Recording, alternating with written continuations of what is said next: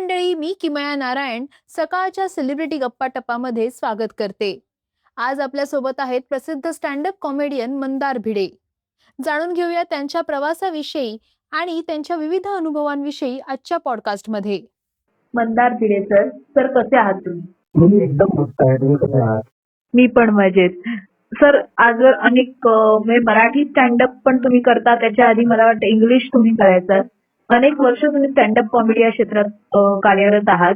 पण आम्ही तुम्हाला ओळखायला लागलो, स्पेशली मी ओळखायला लागले ते भाडीपाच्या शो मुळे. भाडीपाचा तुम्ही स्टँडअप कॉमेडी शो केला होता आणि त्याच्यात बरोबर. पण तुमची सुरुवात कशी झाली? म्हणजे मी असं ऐकलं तुम्ही कॉर्पोरेट मध्ये आधी जॉब करायचा, तो कॉर्पोरेट ते स्टँडअप कॉमेडियन फुल टाइम, हा कसा प्रवास होता?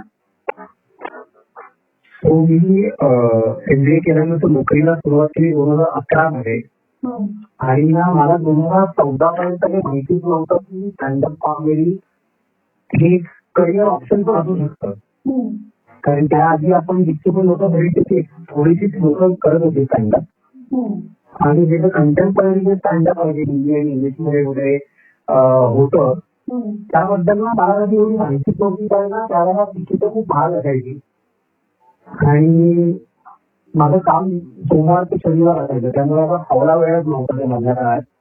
कारण करिअरची सुरुवात असताना आपल्याला पण काही गोष्टी प्रूव्ह करायच्या असतात, आपली जागा तयार करायची असते कंपनीमध्ये. आणि सप्टेंबर 2014 मध्ये एकदा पहिल्यांदा लाईव्ह स्टँडअप कॉमेडी शो बघितला, मुंबईत एक कॉमेडी क्लब होतं तिथे. आणि मग तो शो बघितला, एकदम असं मला वाटलं की हा वेगळाच एक प्रकार आहे मनोरंजनाचा. त्यामुळे मग काही तारखेनंतर पुन्हा एक शो जाऊन बघितला. दुसरा शो बघितला तेव्हा कुठेतरी आतून वाटलं की बाबा हे लोक या गोष्टी बघायला येतात, लोक एन्जॉय करतात. आणि मला तर कुठेतरी आठवण येते होतं की मी करू शकतो. आपण कसं आहे, अगदीच तुम्ही वेगळ्या एका लाईफ सेक्टर मधून, म्हणजे एका वेगळ्या करिअर मधून उठे आलात, बरोबर. पण अगदी तुमचं बालपण म्हणजे कुठे तुमच्या लहानपणाने तुम्हाला ते इन्फ्लुएन्स केलं होतं का? म्हणजे लहानपणी जोक सांगायची सवय होती किंवा परफॉर्मिंग आर्ट्स मध्ये तुम्ही लहानपणी होता, तसं काही होतं का? किंवा काही एकदमच काका एकदमच ते वेगळं क्षेत्र आहे ना, म्हणून मी विचारलं. शाळेत पण आपल्याकडे जे वार्षिक संमेलन होतं, तर त्यात ना मला एकतर बाकी काही स्किल नसल्यामुळे की गाता येत नाही किंवा डान्स करता येत नाही, त्यामुळे ना आमच्या इकडे नाटकांचं सिलेक्शन व्हायचं. त्या काही असे व्यक्ती होते ज्यांना ना नाटक बसवायला सांगायचे.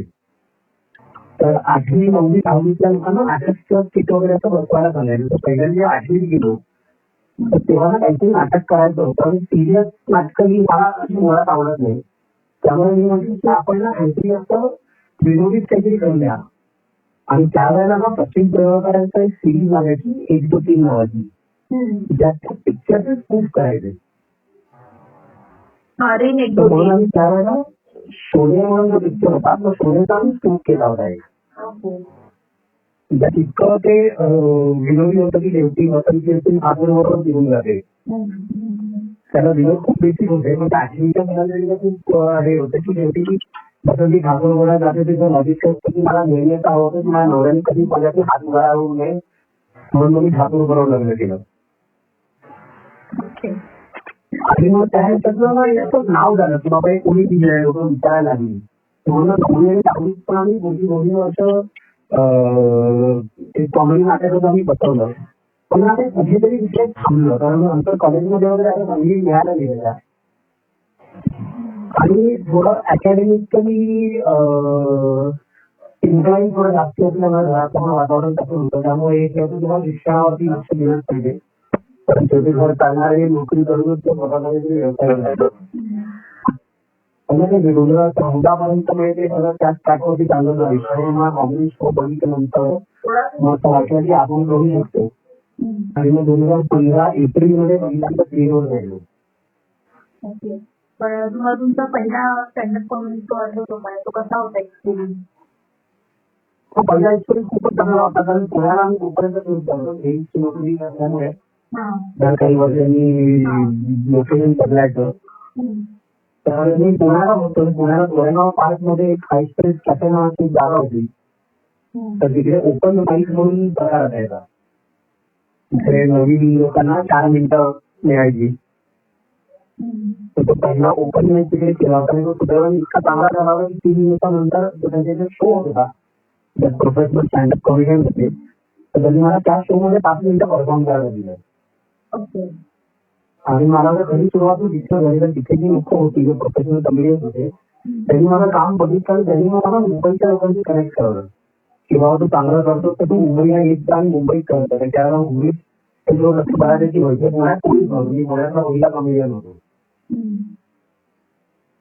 आणि मग मुंबईत आल्यावर मग बऱ्याचशा लोकांची नेटवर्किंग झाली आणि मग कळलं की बिझनेस काय असतो यात ग्रो होण्यासाठी काय काय करावं लागतं. आणि मग मुंबईत कॅनव्हास लागतं म्हणून कॉमेडी क्लब होतं कॉमेडियन म्हणून लोअर करायला. तर ते असं स्टँडअपची बंधरी असं मानलं जायचं त्यावेळेला भारतात. त्यामुळे त्यांची कॉम्पिटिशन होती ती मी पहिल्यांदाच वेळोवेळी जिंकलो आणि ती मला पुढच्या शोमध्ये मला 10 मिनिटं वगैरे परफॉर्म करायला द्यायला लागायचं. त्यामुळे 10 ते 15, 15 ते 20 आणि मग 2017 मध्ये मला माझा पहिला स्वातंत्र्याचा शो मिळाला. पण आता हे झालं स्टँडअप कॉमेडी.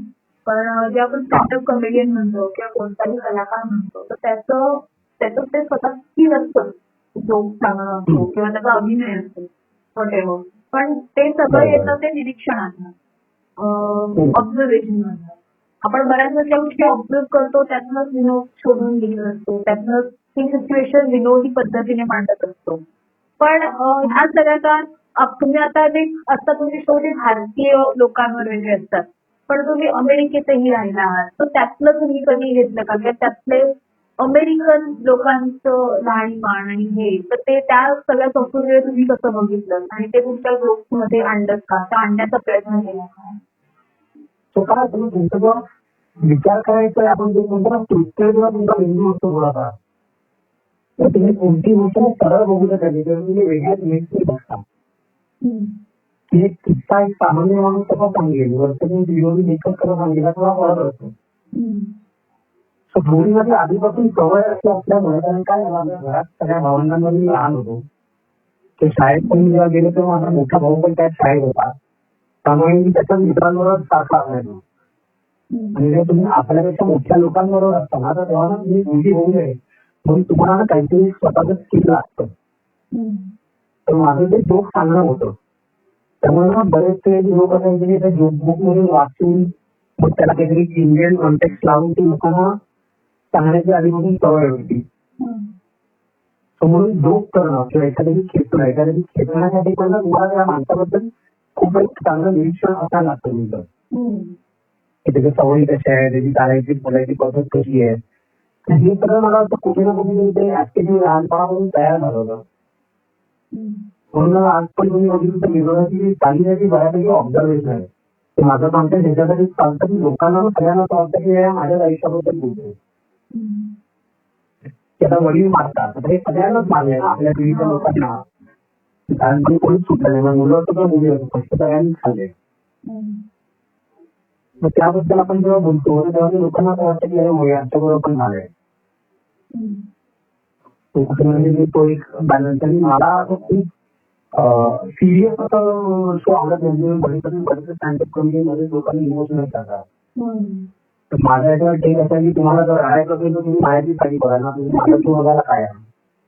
हा म्हणजे अगदीच पॉइंट मला तिकडेच यायचं होतं की शोचा जो तुमचा फॉर्मॅट आहे तो ट्रू अँड ट्रू कॉमेडी असतो. म्हणजे तुम्ही लास्ट सिरीज बघितलेली ती लग्नावर होती. त्याच्या आधी एक बघितलेलं ते मुलांची शाळेची फी वगैरे त्याच्यावर तुम्ही शो करायचा. शाळा आणि मुलं किंवा एक तुम्ही मला एक आठवतं आजोबांची प्रॉपर्टी आणि सह्या तुम्ही कॉपी केलेली वडिलांची सही आहे ते वडिलांनी त्याच्यावर तुम्हाला जे काही जोक आहे सो त्या असे जे फॉर्मॅट आहेत तो असे जे तुम्हाला जोक असतात त्याच्यात बिल्डअप करणं सो त्यात किती स्किल लागतं आणि ते कुठे थांबणं ते तुम्हाला कसं ते कळणं की आता नाही इथल्या वेळा थांबायला पाहिजे इथं आता पुढे जाऊ शकतो ही लेवल आपण नाही अति होत आहे आता हे तुम्ही कसं डिसाईड करता. त्यात भविष्यात आपण म्हणतो ऐकण्याची गोष्ट असते की आपण आधी करतो. आता ऍज अ कॉमेडियन आपला काही गोष्टींचा टॉलरन्स खूप हाय असतो. कारण आपण सगळीकडे कॉन्टेंट बघतो. अमेरिकेचं तुम्ही बघितलं तर अमेरिकेतला खूप डार्क ह्युमर पण होतं. तेवढा आपल्या देशात अजून चालत नाही. मे बी अजून 10 वर्षांनी ऍक्सेप्टन्स येईल त्याला. पण ते कधी कधी तुम्हाला ते एवढं पुश करून बघावं लागतं की बाबा ऑडियन्स कुठपर्यंत वाचते, कुठे ते अचानक हसायचं थांबते. तर ते कमी करून तुम्ही जे कॉन्टेंट बघता युट्यूब वरती वगैरे ना, ते ना बरेचदा केलेलं असतं आणि त्या ऑडियन्सच्या फीडबॅकच्या थ्रू ते त्या कॉन्टेंटला एक वळण आलेलं असतं. त्याच्यामुळे तुमची ऑडियन्स ठरवते की काय आम्हाला पटते काय नाही पटत आहे. म्हणजे तुम्हाला असं किती वाटलं की ह्याच्यात काय ऑफेन्सिव्ह होतं, पण ते नाही. ऑडियन्सला जर ती गोष्ट नाही पटली तर ती नाही पटत होणार. तर तुम्ही ऑडियन्सला ना फोर्स नाही करू शकत बाबा हे कसं माझं बरोबर आहे, कसं तुम्ही चुकताय. एंड ऑफ द डे ते पैसे भरून वेळ खर्च करून तुम्हाला बघायला येतात, तर ते माईबाप असतात. त्यामुळे कुठे ना कुठेतरी तुम्हाला त्यांच्या तुम्हाला जपून राहावं लागतं. हा व्यवसाय आहे. तुम्ही जर रेस्टॉरंट चालवत असाल आणि तुम्हाला 10 लोकांनी सांगितलं किंवा तुमचं जेवण खूप तिखट आहे किंवा मीठ खूप जास्ती आहे, तर तुम्ही त्यांच्याशी भांडू शकत नाही किंवा मला आवडतं तर तुम्हाला आवडत नाही. तुम्हाला त्यांच्या टेस्ट प्रमाणेच तुमचा पदार्थ बनवायला लागतो. थोडं या व्यवसायात पण ते तसंच आहे. त्यामुळे तुम्हाला ऍडजस्ट व्हावं लागतं. पण ना सध्या जर असं झालंय की स्टँडअप कॉमेडी हा आता परत दिवसेंदिवस आपल्या देशात स्पेशली ज्वलंत टॉपिक होत चाललाय. गेल्या काही वर्षांमध्ये महिन्यांमध्ये म्हणा बऱ्याच अशा गोष्टी घडल्या की आपण त्याच्यात तुम्हालाही आपणही म्हटलं असेल. तर एक कलाकार म्हणून मला तुम्हाला विचारायचं की ज्या विषयावर तुम्हाला उघडपणे बोलायचं आहे त्यातही तुम्हाला का फिरवून बोलावं लागतं किंवा तो विषय साधारण टाळावाच लागतो. तर त्यावर तुमचं काय मत आहे की स्वतःवर एक तुम्ही सेन्सरशिप लादून घेतलीये कलाकार म्हणून प्रत्येकाने किंवा एक लादून घ्यावी लागते जबरदस्ती, त्यावर तुमचं काय मत आहे? तो कारण ना काय होतं ना, तुम्ही आपण जी लाईन म्हणतो ना ती लाईन जर ओढायली ना तरी असं तुमच्या दिशेने सुनामी येतो. तर ती पोलीस येतात, मग तुमचं कॉर्पोरेशन तुमच्या मागे येतं. कारण त्यांनी ऑडिटोरियम नाही त्यांच्याकडे आहे किंवा मग पॉलिटिशियन आणि त्यांचे मुलं वगैरे तुमच्या मागे लागतात. त्यामुळे त्यांनी प्रत्येकाला ना आपली वेगळी सांगते की बाबा आज मी किती घेऊ शकतो. ज्यांचं आता माझं कुटुंब आहे, लहान मुलं आहे, त्यामुळे मला ती सावध राहावं लागतं. अजून आपण म्हणतो तसं स्वातंत्र्य तसं नाही आहे. कारण जे तुम्ही जे बोलाल त्याच्यावरती तुम्हाला प्रतिक्रिया मिळते. आणि अजून आपल्या देशात ना लोक इतके हे नाही झाली की त्यांना विनोदासारखा घेता येईल. Marathi audience especially comedy show पण डॉक्युमेंटरी बघतात. विनोदासाठी त्यांनी सांगितलं किंवा लोकांनी मुलं त्रास देतात म्हणून त्यांना कप किंवा पाजलं तर लोकांना असं वाटतं की मी खरंच करतो माझ्या आयुष्यात. पण खरं होत नसतं, विनोद असतो. फॉर एक्झाम्पल अमरीश पुरी मोठा रोल केला, अमरीश पुरीला खरंच बॉम्ब पडत होतो कारखान्यामध्ये जाऊन. त्याचा कॅरेक्टर तो तसा लिहिला त्यांचा. हे बोलताना कुठे ना कुठेतरी ऑडियन्स तसा आहे, पण ते ऑडियन्स कडून रोज करू शकत नाही. कारण त्यांच्या पण ज्या टेस्ट आहेत त्या काळाबरोबर बदलतात. जर तुम्ही बघितलं की 40 वर्षांपूर्वी जाने भिडो यारो नावाचा पिक्चर आला होता. आजच्या तारखेला जाने भिडो यारो सारखा पिक्चर काढला आला तर ऍक्टर, प्रोड्युसर, डिरेक्टर सगळ्यांचं घर जायला जाईल. पण त्यावेळेला तो ऍक्सेप्ट होता आणि त्यावेळेला तो कल्ट पिक्चर म्हणून त्याला स्टेटस दिलं गेलं होतं. त्याचे बरेचसे लोक पूर्वी होते आता नाही करू शकत. बरेचसे लोक असतात की पूर्वी नाही करू शकत आज करू शकतो. ते कुठे ना कुठे सुवर्णमध्य शोधून तुम्हाला काम करावं लागतं. आणि ते मार्केट तसंच आहे. तुम्हाला किती वाटलं नाही वाटलं ते बदलणार नाही. त्यामुळे तुम्हाला एक स्मार्ट व्यावसायिक म्हणून तुम्हाला त्या सगळ्या गोष्टी लक्षात ठेवूनच काम करावं लागतं. पण आता तुम्ही असं म्हणाला स्मार्ट व्यावसायिक, शेवटी कॉमेडी हा पण एक सिरियस बिझनेस आहे आणि शेवटी त्याच्यावर पोट चालतो. तर आजही असं कोणतंही करिअर असो किंवा कोणतंही फिनान्शियल गणित असतं जे आपलं फायनान्शियल गणित असतं ते कधीच सरळ नसतं. त्यात चढाव उतार येतच असतात. आज जर चांगली गोष्ट घडते तर उद्या तुमच्याकडे पैसा असेलच असं नाही. तर फायनान्शियल मॅनेजमेंट हे तुम्ही कसं करता आणि त्याकडे तुम्ही ते कसं शिकलात तेव्हा तुम्ही कम्प्लीट पूर्णपणे कॉर्पोरेटतून पूर्णपणे स्टँडअप कॉमेडियन करिअरची सुरुवात केली. तो आलेल्या अनुभवांवरून कसं शिकलात आणि तुम्ही काय सल्ला दिला याविषयी? तर त्याला एकच आहे, तुम्ही फ्रीलान्सिंग करता तर पहिली गोष्ट तर ही असते की कोणत्याही कामाला शक्य नाही म्हणू नसता. कारण काय ना, आज जरी नोकरी करत असतो तर मला काय महिन्याच्या शेवटी एक पगार येतो अकाउंटमध्ये. मी समजा रिटायर झाला 98व्या वर्षी तर मला नाही खूप मोठी अशी रक्कम मिळते. मला जी कॉर्पोरेट आपण जे म्हणतो ना, ग्रॅच्युटी झालं, पेन्शन झालं, कलाकारांच्या आयुष्यात आपल्याला काहीच नसतं. त्याच्यामुळे आपल्याला रिटायरमेंट पण त्यांनी सतत करावं लागतं. त्यामुळे माझं प्रिन्सिपल असेल, आज जर आपण 100 रुपये कमवले तर त्याची 10 रुपये खर्च करा, 90 सेव्ह करा. किंवा हेल्थ इन्शुरन्स, मेडिकल इन्शुरन्स हा असलाच पाहिजे. कंपनीत काम करताना तुम्हाला लाईफ कव्हर हे सगळं असतं, मेडिकल कव्हर. आपल्या कलाक्षेत्रात नसतो आणि निर्मातेही आपल्या कलाकारांची जिथपर्यंत मला माहिती हे करत नाही. त्यामुळे कुठे ना कुठेतरी कलाकारांना त्यांची काळजी घ्यावी लागते. आज एक आपल्या कला सृष्टीला एक शाप आहे, त्यांची रचना आहे. त्यामुळे मी म्हणत नाही किंवा व्यसन असावं, पण त्याच्या आहारी जाऊ नये. कितीतरी चांगले कलाकार आहे रचनामुळे फुकट जाताना आपल्याला दिसतात किंवा माहिती जातात. मी नावं घेतली पण सगळ्यांना माहिती आहे. त्यामुळे ह्या सगळ्या गोष्टी याच्याबद्दल थोडं केअरफुल राहिलं पाहिजे. आणि शेवटी एंगावकडे त्याचा व्यवसाय आहे, दुकान दुकानदाराला जी शिस्त लागते की सकाळी इतक्या वाजता त्याला दुकान उघडावंच लागतं. कारण तुम्ही नाही उघडल्यावर कस्टमर दुसऱ्या दुकानात जातील कारण दुकानांची कमी नाही आहे. तर ऑनलाईन लोक मागवू शकतील. आमचा पण व्यवसाय असंच आहे. त्यामुळे तुम्हाला एक कामाचं डिसिप्लिन लागतं, तुम्हाला एक वागण्याचं डिसिप्लिन लागतं. सगळ्याच गोष्टी म्हणजे आर्थिक असो प्लस तुमच्या कामाच्या ह्याच्यात असो. हे करिअर नोकरी करत असतात तरी आर्थिक डिसिप्लिन गरजेचं आहे. पण आता कसं आहे, हे झालं आपलं स्टँडअप कॉमेडी किंवा काय म्हणूया कला क्षेत्राविषयी. पण एक सामान्य नागरिक म्हणून मला फक्त तुम्हाला विचारायचं की हल्ली ना प्रत्येक गोष्टीवर आहे ना ट्रोलिंग हा एक वेगळा नवीन विषय झाला. म्हणजे ट्रोल करणं म्हणजे लोकांना त्यात आनंद वाटतो. काही जर फक्त मजा म्हणून ट्रोल करतात. तर कलाकार म्हणून या गोष्टीकडे कसं पाहतात किंवा एक सामान्य व्यक्ती म्हणून तुमचं काय मत आहे या गोष्टी? ट्रोलिंग हा अशा प्रकारे की तो घेतो तुम्हाला जसं काम चांगलं केलं की वाहवा होते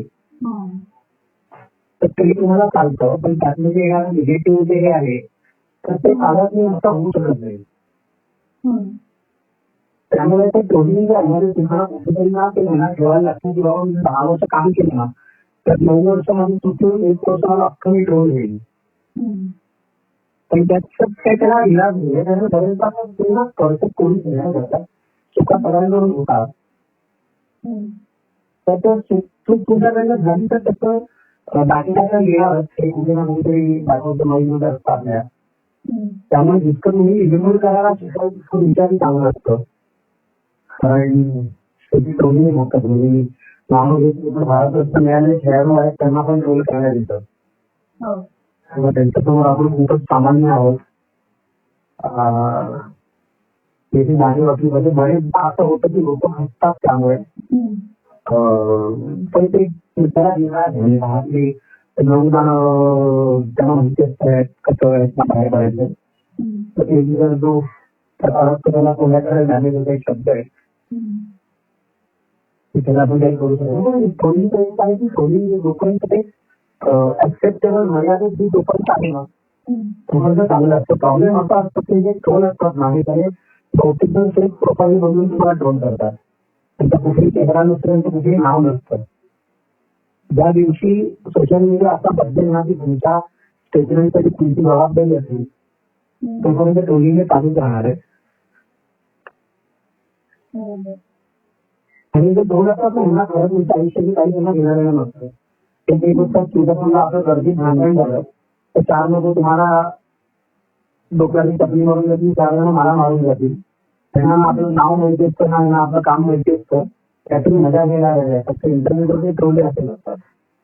तुमच्याकडे खराब प्रेक्षक असतो किंवा नाही त्यांना काम आवडलं तर ते काँग्रेस तुम्हाला सांगतात की बाबा आम्हाला नाही आवडलं, आज मजा नाही आली तुला. सो ह्यांचा जो फीडबॅक आहे ना हाच मनापर्यंत येतात. बाकी त्यांना इग्नोर करायचं असतं. बरोबर. सर पण एक आहे ना, असं असतं की आता ना स्टँडअप कॉमेडी, अनेक स्टँडअप कॉमेडियन नावारूपास आले गेल्या काही काळात. आणि प्रत्येकाची स्वतःची स्टाईल आहे, प्रत्येकाचा स्वतःचा एक जॉनर आहे, जॉनर नाही म्हणा, प्रत्येकाचा स्वतःचा एक कॉन्टेंट टाईप आहे असं म्हणेन, की तो ह्या बरोबर. टाईपची कॉमेडी करतो किंवा ह्या टाईपवर तो बोलतो किंवा ह्या विषयांवर तो बोलतो, त्या साधारण त्याच्या कॉमेडीमध्ये ऍडल्ट जोक जास्त असतात, बिलो द बेल्ट जास्त असतात. तुम्ही जेव्हा ही सुरुवात केली तेव्हा तुम्ही स्वतःला कलाकार म्हणून काय नियम घातले आणि तुमचे शो हे फॅमिली शो म्हणून प्रसिद्ध आहेत, तो घेतलेला निर्णय विचारपूर्वक होता का? ते पण मगाशी म्हटलं कसं की लर्निंग कर्व असतो. प्रत्येक कलाकाराला आपला व्हॉइस मिळायला खूप वेळ लागतो. जसं काही मराठीचा ऍक्टर तुम्ही बघितले की सुरुवातीला तुम्ही सगळं केलं, सिरियल पण केल्या, पिक्चर पण केले, पण यांना कुठेतरी जाऊन चांगलं किंवा नाटक करणं हेच आपली ट्रेनिंग काही म्हणतात फक्त नाटकातच काम करतात, ते सिनेमा पिक्चर करत नाही, सिरियल करत नाही. तर तसंच मला वाटतं जर्नी आधी पण कशी होती की सुरुवातीला तुम्हाला सगळं करून बघायचं असतं. मला वाटतं कुठेतरी कोविड नंतर माझं थोडंसं एक रिअलायझेशन असं आलं की आता मुलं मोठी होत आहेत. मला स्वतःला माझं असं होत होतं की मला असं काही काम टाकायचं मी ऑनलाईन जे मी माझ्या मुलांना दाखवू देऊ शकणार आहे. म्हणून तो कुठेतरी त्यावेळेला एक निर्णय घेतला होता फेसबुकमुळे आपण ते काम करायचं जे अख्खी फॅमिली एन्जॉय करू शकेल. त्या लाईव्ह शोला अख्ख्या फॅमिली लोक घेऊन येऊ शकतात आणि जे येणारी लोक खूप कमी येतात बाजारात. अजून जर तुम्ही बघितलं तर नॉनव्हेज कॉन्टेंट जे आपण म्हणतो त्याचं मार्केट खूप मोठं आहे. त्याचं मार्केट लॉजिक असं म्हणतं की क्लीन कॉमेडीचं मार्केट खूप मोठं असलं पाहिजे, पण तसं नाही आहे. तरी शेवटी ना आपण म्हणतो तसं की दूध कधीला कोणी नाही, शिवाय सगळेच आपल्या आयुष्यात घेतात. त्यामुळे ऍडल्ट कॉन्टेंटवर बरीच लोक बघतात, जे एकटे एकटे बघून बघतात. माझं कॉन्टेंट आहे ते लोक चांगली ओळख बघून बघतात. पण अजून एक कशी गोष्ट की आता हे मी मला ऍज अ रायटर म्हणून पण विचारते, कारण तुम्ही तुमचा शोधून चालली किंवा तुम्ही कुठलाही कोणतरी हेल्प फील्ड घेत असाल, पण जे काही तुम्ही जेव्हा लिहित असतो त्यामुळे मी विचारते की जेव्हा तुम्ही एखादी गोष्ट लिहिता, ऑब्झर्व करता किंवा एखादा टॉपिक घेता, त्या मागे तुमचा काय विचार असतो, म्हणजे ती प्रोसेस, म्हणजे एखादा जोक सुचला त्याच्यावर बिल्डअप करणं, मग ते पूर्ण किती मिनिटाचा शो असू देत, मग त्याच्यात ते हे करणं, पण ती लर्निंग प्रोसेस कशी असते आणि ही आतापर्यंत म्हणजे आता एवढी वर्ष झाली तुम्ही करताय, त्यात तुम्ही ते कसं शिकलात, तुम्ही तुमचा शो ऐकता का पुन्हा, तर ते कसं असतं, ती प्रोसेस कशी असते तुमची, ते सगळं मला विचार. तो प्रत्येक शो जो आहे ना त्याचं जेव्हा ट्रेलर जातो आपण तेव्हा फोनवरती ऑडिओ रेकॉर्ड त्याचा होत असतो. बऱ्याच आपण व्हिडिओ सुद्धा रेकॉर्ड करतो. तर ते गेल्यानंतर आम्ही दरवेळेला ऐकतो की बाबा कुठे लोक हसतायत, कुठे लोक नाही हसत आहेत, कुठे खूप जास्त असतात, कुठे खूप कमी हसतायत. त्यामुळे जाऊन ते पुन्हा एकदा त्याच्यावर काम होतं किंवा या व्हिडिओवरती एवढे हसले नाही तर आम्ही व्हिडिओ ड्रॉप करू किंवा वेगळ्या पद्धतीने बोलायचा प्रयत्न करू. त्याचं करता करता की स्टेप बाय स्टेप प्रोसेस आहे. त्यांनी जाऊन ते कॉन्टेंटचा एक फायनल आपला फॉर्म असतो तो घेतो. प्रोसेस आपण जसं सिंगर रियाज करतात किंवा काहीतरी सुरू माझा वर्गाने होतोय तिकडे मी त्याच्यावरती काम करीन, ह्या सगळ्या गोष्टी मला वाटतं किंवा क्रिकेटर लोक मेहनत करतात किंवा माझा विराट कोहलीला कव्हर ड्राईव्ह मारताना जागा आउटच होता, त्यांनी त्यावर प्रॅक्टिस केली, त्याच्या काही बॅटिंग चेंजेस केला त्याच्यामुळे आता तो आउट होत नाही. तर हे सगळं ऍडजस्टमेंट तुम्हाला करायला लागतात. पण हे लिखाणात कसं असतं, म्हणजे हे झालं तुमचं ऍक्च्युअल स्टेजवर जाताना तुम्ही ऑब्झर्व करता वगैरे, पण लिखाणात तुम्ही कसे चेंजेस करता, त्या लिखाणात काही बदल करता का, की तुम्हाला असं वाटलं की नाही ते मी बसतोय किंवा काय, किंवा तो टॉपिक लिहिताना काय तुमचे थॉट प्रोसेस काय? आता काय झालं, थोडं एक्सपिरियन्स असल्यामुळे मला 11 वर्ष झाली स्टँडअप कॉमेडी करून. आता बऱ्याचशा गोष्टी लिहिताना मला कळतात बाबा हे कितपर्यंत चाललेली आहे. पण बरेचदा असं होते ना की तुम्हाला असं वाटतं की तुम्ही काहीतरी नवीन करून बघूया, आपलं ऑडियन्स कसं त्याला प्रतिसाद दिलं ते करून बघूया या इश्यू मध्ये. ते कसं केलं की मग तुम्हाला कळते तुम्हाला की आता ऑडियन्स रेडी नाही अजून. म्हणजे हा विषय घेऊन आपण पण थोडा अधिक सौम्य पद्धतीने प्रस्तुत करूया. तर त्या सगळ्या गोष्टींमध्ये मला ते स्क्रिप्ट बदलायला लागते. त्याच्यात काही गोष्टी बघायला लागतात, काही गोष्टी ऍड कराव्या लागतात. तशी आयडिया प्रोसेस आहे, मला काम करावंच लागतं. आपण आता खूप बराच ह्याच्यात स्टँडअप कॉमेडीवर बोललो, पण तुमचे आदर्श कोण, कोणाकडे तुम्ही आयडल म्हणून पाहिलं आणि कोणाचे ऍज अ ऑडियन्स तुम्ही कोणाचे स्टँडअप शो ऐकायला आवडतं तुम्हाला? मला ना मुळात म्हणजे हा आर्ट फॉर्मच मला आवडतो. त्यामुळे मी बघताना माझे हे विषय घेत नाही बाबा म्हणून ऍडल्ट कॉन्टेंट जरी करत असेल पण त्यातनं जर विनोद चांगला असेल ना तर त्यातनं माझ्या शिकण्यासारखं असतं की बाबा स्ट्रक्चर कसं झालं, त्याचा फ्लो झाला. आदर्श जर विचारलं तर बहुतेक विनोदी लेखकांनी एकच आदर्श मराठीत ते मुला देशपांडे आहे. तर मॉडर्न स्टँडअप कॉमेडियन बरेच लोक आहेत, अमित टंडन आहेत किंवा अतुल खत्री आहे किंवा विपुल गोयल आहे, विश्वा कल्याणकर आहे. हे सगळे मित्र मला खूप बघताना काय कनेक्टेड असल्यामुळे ना, म्हणजे विपुल गोयला फॉर एक्झाम्पल आहेत, त्यांच्याकडे मी सुरुवातीला बऱ्याच गोष्टी शिकलो की अप्रोच कसा असला पाहिजे. त्यांनी सांगितलं किंवा जर 15 सेकंदाला एक लाभ आला पाहिजे, मग तो तुमचा एक जोक मारता त्या जोकला लागून घेऊन जोक पण घ्या की कधी एका असलेला दुसरा असतो, दुसरा तिसरा असतो, तुमचा पाणी जोपर्यंत ट्रेन होत नाही तोपर्यंत ते करत राहा. त्या सगळ्या गोष्टींना तुम्ही बघून त्या लोकांनी बोलून वगैरे तुम्ही शिकता.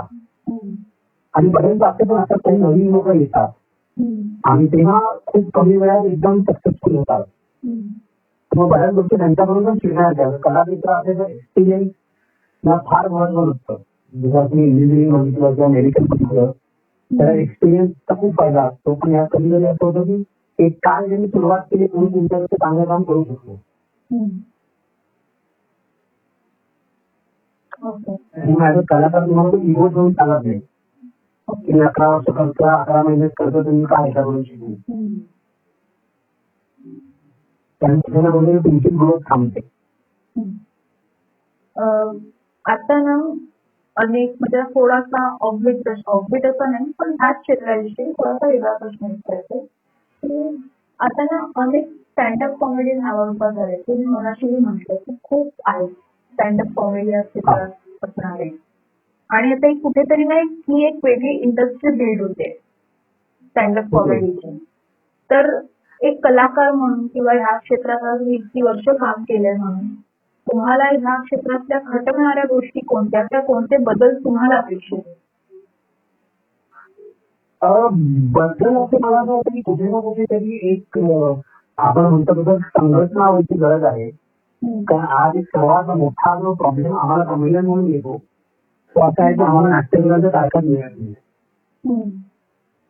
कारण नाटकं एवढी झाली आणि त्याच्यामध्ये ना एक आपण म्हणतो की नाटक ते गेल्या 120 वर्षांपासून होते. त्यामुळे कंपन्या आहेत आणि बरेच कलाकारही मोठे आहेत, त्यामुळे त्यांना प्राधान्य दिलं जातं. कुठे ना कुठेतरी स्टँडअप कॉमेडी हा एक आर्ट फॉर्म म्हणून बघण्याची गरज आहे. आज तर बरेचसे आपले सिनियर नट वगैरे आहेत ते येऊन टेक्निक देतात की याला काय अर्थ नाही, काही आर्ट नाहीये. तर हे इतकंच आर्ट आहे. जसं हे रील वगैरे ते बनवतात त्याला एक वेगळं स्किलसेट लागतं. तसं स्टँडअप कॉमेडीला पण एक वेगळा ऍप्टिट्यूड वेगळा स्किलसेट लागतं. तर कुठे ना कुठेतरी इंडस्ट्री मराठी इंडस्ट्री त्याला जो हवा तो आर्ट फॉर्म म्हणून रिस्पेक्ट अजून इंडस्ट्री कडून नाही आहे. आहेत काही लोक आहेत जे खूप सपोर्ट करतात पण बरेच लकी लोक आहेत जे ह्याला तुम्ही आर्ट फॉर्म असं बघत नाही. कुठे ना कुठे इन्सिक्युरिटी पण आहे आणि स्टँडअप कॉमेडीचा शो तुमचा ऑर्गनायझर असतात तर तुम्ही पैसा आणि एफर्ट मध्ये स्टँडअप कॉमेडीचा शो तुम्हाला लावता येतो. एक जर नाटक तुम्ही बघितलं तरी साधं नाटक म्हणतं तरी ते रिहर्सल करून त्याचा बनवून सगळं होईपर्यंत 25-30 लाख रुपये तरी खर्च होतो काही. स्टँडअप कलाकार आपल्या वेळेने आपल्या खर्चावरती दिसतो. निर्मात्यांना फक्त त्याचे प्रयोग लावून शो करायचे असतात. म्हणजे त्यामुळे काही आम्हाला बॅकड्रॉप लागत नाही किंवा आम्हाला काही फार हे लागत नाही. जे नाट्यगृहात उपलब्ध असतं लाईट आणि साऊंड त्याच्यानंतर शो होतात. त्यामुळे कुठे ना कुठेतरी मला वाटतं की इन्सिक्युरिटी आहे की स्टँडअप जर उद्या वर गेलं तर मे बी लोक त्यांच्यासोबत मॅनेज कमी करतील वगैरे असं असेल किंवा अजून काही करायचे. पण ते होईल मला वाटतं काळाबरोबर बदलेल तेच ठरवतं की काय चालतं आणि काय नाही चालत. तर मला वाटतं अजून 10 वर्षांनंतर मला वाटतं हे खूप बदललेलं असेल. खूप असं होईल. आणि जाता जाता शेवटचा प्रश्न, या क्षेत्रात अनेक मुलांना अनेक मुलं असतील, तरुण असतील किंवा अगदी मिडल एज लोक आहेत जे आता अगदी करिअरच्या मध्यावर आहेत, त्यांनाही यायची इच्छा आहे, तर त्यांना तुम्ही काय सल्ला द्याल या क्षेत्रात येण्यासाठी, याची त्यांची इच्छा आहे त्यांना? हे एकच सल्ला आहे की लिखाण हे सर्वात महत्वाचं लिखाण असतं. त्यामुळे लिखाण तुम्ही चांगलं ठेवा. थोडंसं लिहिलेलं असतं कागदावर तुम्ही कसं डिलिव्हर करता हे महत्वाचं असतं. तर स्वतःची स्टाईल निर्माण करा किंवा लोकांकडे त्यांच्याकडनं शिकून तुम्ही सुरुवातीला तसा प्रयत्न करा. तर हळूहळू मी नंतर प्रत्येकाचे आपला व्हॉइस आपली स्टाईल मिळायला वेळ लागतो. तो वेळ स्वतःला द्या, घरी करू नका आणि तुलना मित्रांबरोबर करू नका. आज जर जागतिकांबरोबर तुलना करत बसलो तर त्यामुळे माझं आयुष्य निगडीत होणार आहे. फक्त एवढा विचार करा की मी काय बसवलं त्यापेक्षा आज मी चांगल्या जागी आहे का, जसं असेल तर मेहनत करा. आणि स्वतःचा आपण एक म्हणतो ना की स्वतःची शांत आहे त्याच्यावर लक्ष द्या. आणि जर तुम्ही चांगलं काम करत राहिलात तर यश तुम्हाला मिळेल. आज मी उद्या नाही तर 5 वर्ष नक्की मिळेल. सिंगर ग्रुप काही कितीही चांगले सिंगर असतील तरी जे रियाज करतात, क्रिकेटर किती चांगले असेल सचिन तेंडुलकर पण सगळ्यांचं शेवटचं किती प्रॅक्टिस करत होता, तर ती प्रॅक्टिस कुठे कमी होऊन देऊ नका. शेवटी काय ऑडियन्स कोणाला नको कोणाला या नक्कीच मला कळतो, पण तुम्ही तुम्हाला डोक्यावर घेण्यासाठी काहीतरी तुम्ही त्यांना सत्य द्या. असं तुमचं नाव किंवा चेहरा बघून कोणाकोणी डोक्यात घेत नसतं. नवीन डॉक्टर सुमार काम करणारे पण घर जातात कारण ते रोज ते काम करत आहेत. मार्केट हे सगळ्यासाठी आहे. त्यामुळे तुम्ही तुमचं ऑडियन्स समजा आणि तुम्ही तुमचं स्ट्रेंथ समजा आणि त्याच्यावरती मेहनत करावी. थँक्यू सो मच सर, तुम्ही इंटरव्ह्यू दिला आणि खूप काही मला चांगल्या गोष्टी शिकायला मिळाल्या तुमच्याकडनं. थँक्यू.